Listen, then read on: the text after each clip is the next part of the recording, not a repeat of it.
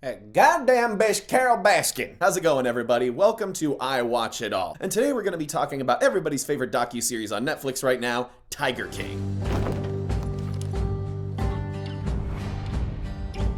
Now, for those who have not watched Tiger King, it is essentially a documentary that is largely about people in the South, mostly people in the South, but kind of people all over the country, that own these private zoos, largely ones where they keep big cats. Some of them are open to the public, some of them are owned by not exactly reputable characters, including the ones owned by the public. It's just a really fascinating show. It's a really short watch. One season, 8 episodes, you could get through it in a day. Now, the interesting thing about Tiger King is that it's a very interesting story that's being told, even though it's a documentary series. It's funny because it actually kind of has an arc to it. It's not like your typical documentary. It's about real events, but it has like a typical like Hollywood story arc to it, leading up to an actual climax that's being hinted at throughout the entire freaking show. And honestly, it's a show that also like really makes its point clear.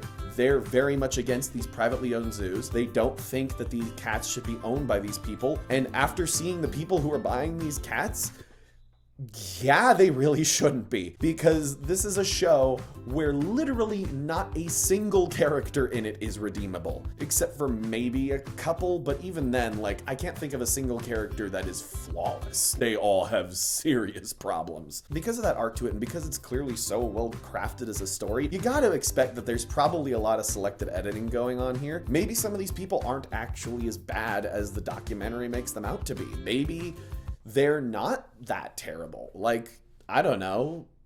What do you think? Maybe Carole Baskin didn't.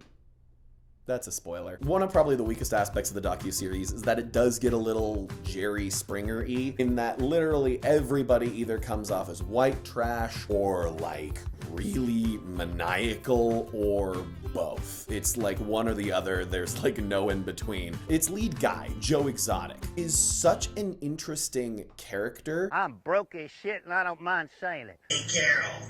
It's a voice from your past. Anybody who works here knows exactly what I'm talking about, because you've seen his balls. Are you ready for this? Bum, bum, bum, bum, bum.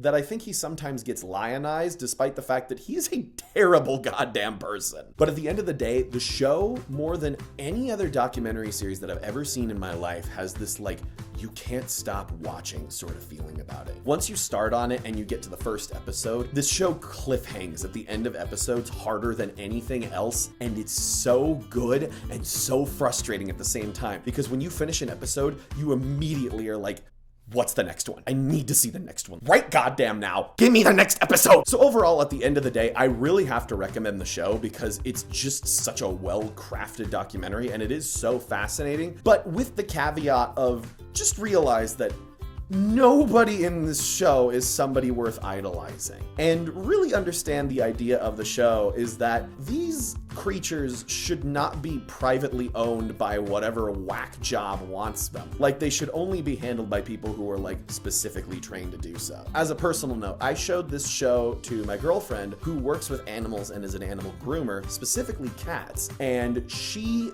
both was fascinated by the show and was enraged by basically everyone in it, because every common practice that should be practiced was being ignored constantly. And also keep in mind that there are definitely parts that are sensationalized a bit, but there are also parts that aren't, and that's the really freaking crazy part about this series. At the end of the day, though, this gets a recommendation from me, and I would say check it out. I'll catch you guys later, and I'm gonna try to do something a little more environmentally friendly than buying a tiger.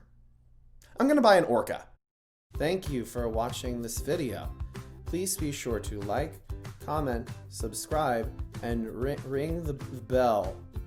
Also, if you wish to watch me stream games, please follow me at twitch.tv/AidenRudd. Thank you, I think.